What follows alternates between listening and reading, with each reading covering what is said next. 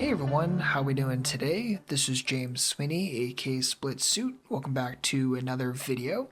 And as part of the Ask SplitSuit a Question series, a couple people did ask hand history questions, and this one actually came privately via Facebook. And John prefaces the hand by saying, "Hi Split, my name is John and I use the screen name JohnSo18 on Stars. I've been following your videos and really love your hand history reviews. I've got a Zoom hand I find really interesting and would like to ask for your opinion. It would be great to get any advice from you." Okay, so this hand is from 25 No Limit Zoom on PokerStars, and Hero said he's playing on a Mac, so he does not have a HUD running. He raises under the gun, gets a caller, they go heads up to it. Hero decides to continuation bet on an ace king board, gets a caller, totally standard so far. 7 of clubs on the turn, fills up the flush draw, Hero checks, faces a bet, and here we are. So backing up a quick tick, I would always ask Hero why he's checking the turn and what this check is really accomplishing. So one of the first questions I like to ask myself is how many realistic flushes are possible? So in this situation, the ace of clubs is on board, which makes it impossible for MP to have like ace jack of clubs. King of clubs is on board, so we can't have king queen of clubs. The 7 of clubs is on board, so we can't have 8 7 of clubs or 7 6 of clubs. And it's always very important to think about how the flush cards on board are made up and how many realistic combos those are going to block out. So in this situation, I'd ask myself, okay, well, how many others are left? Well, one thing I would ask myself is, okay, say he had like queen jack of clubs or jack 10 of clubs, right? So he has the royal gut shot on the flop. Is he likely to just call that, or is he likely to play that aggressively? Because if he's likely to play it aggressively and thus raise the flop with it, it means that by calling the flop, I don't think he has those combos. And given the 7 of clubs on the turn, that really leaves him with like 10-9, 9-8, 6-5, and 5-4 of clubs exactly. So 4 combos of realistic flushes that he could have here. Compare that to any other kind of hand like King X or Ace X, and all of a sudden we realize that his number of possible flush combos are very, very small in comparison to the entire density of his range. So because of that, I'm not super nervous about him having a flush in this situation, and because of that, I don't really see any reason to slow down and check here. I would actually just keep betting. I think we can get looked up by enough second best hands for sure. I think Ace X isn't going anywhere. I think King X isn't going anywhere, whether or not it has a club attached to it. I think if he called the flop with like pocket nines and has a club on it, he might call one more time. Again, I think I can get value from these second best hands. And if he has something like, say, Jack 10 that he was floating the flop with and one of them is a club, I think I can get looked up by that too.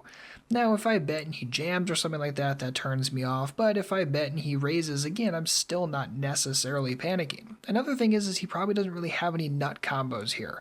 Maybe pocket sevens that got there, but I think he would have 3-bet with ace king preflop. I think he would have 3-bet with kings preflop. Him having pocket aces is impossible. So because of that, I'm not really nervous, again, about being behind very often. And again, I still think there are plenty of second best hands that can and will call. And because we don't have any information to think that he's necessarily going to always bet turn and then always bet river, I just don't really see any reason to take this line where we go for a check call on the turn. Again, I think this is a situation or an example where people tend to panic just because the flush draw fills, when if we really think about it, that may not necessarily scare us as much as we initially think. So again, Hero calls, 6 of spades on the river, Hero checks, and at this point John says, as played, I decided to check river to check shove to any bet by villain. Since I believe villain is only value betting this river with a flush, and I can only think of Jack 10 of clubs at most to be in his range, other times he only has garbage so he's bluffing, but that is actually quite rare since his preflop range should be quite strong. And even if he has Jack 10 of clubs, it's pretty obvious that I would put him on a flush on the river, so can I say his range is face up and capped when he bets the river? So on the river, can we ever check shove to rep a full house? Okay, so there's actually quite a few questions buried in here, and I'm going to do my best to get to them. So you said that you thought his preflop range should be pretty strong.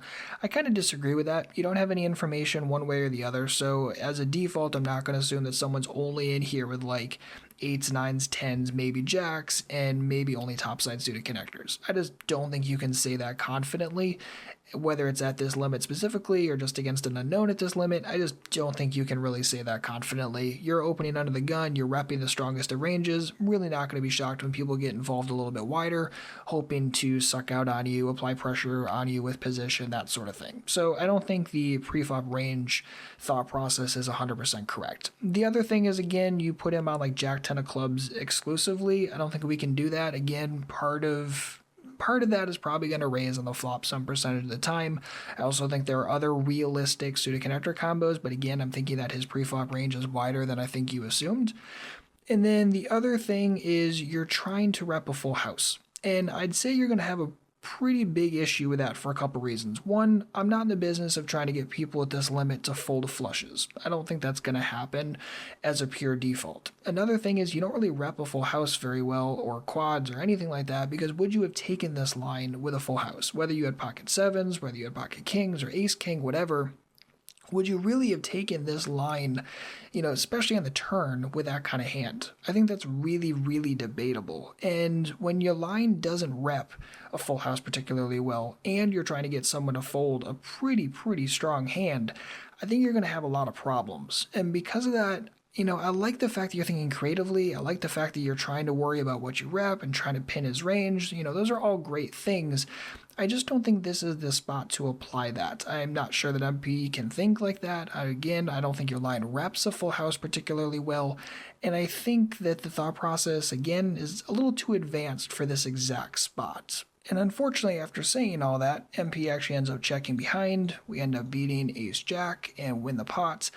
And I'm actually really shocked that the pot is this small, given the strength of both of your hands. I'm actually really shocked to see this. And again, I think your thought process on the river is a little too advanced for this exact spot. Again, at this exact limit against this exact opponent with no information in a spot where you can't really rep a boat. And again, I think our line itself could have been played a lot better. I think that turn play is the really important part. I think a lot of players do go for that check as soon as the flush draw fills. And again, there are second best hands that can and will call. There are plenty enough second best combos, and even more so if you can nuke out things like queen jack of clubs or jack 10 of clubs that likely would have raised the flop because it had the royal draw. So that's just the way that I would visualize a spot like this. Again, the river discussion, a little bit more hypothetical, but definitely important to consider. And then also, again, that turn spot, making sure that you just continue value betting. It doesn't mean I'm not going to hate life if he raises. There are lots of players that'll hate life if they raise, but it doesn't mean that I'm necessarily going to check just because I'm scared of the raise. I think there's still plenty of second best hands that can and will call. So John, thanks for the great hand, and if you or anyone else has a poker-related hand or question, feel free to leave it on our Google Plus page. Leave a link for that in the description box, and also please make sure to like and subscribe if you're enjoying this type of video. If you have any questions, please don't hesitate to let me know. Otherwise, good luck out there, and happy grinding.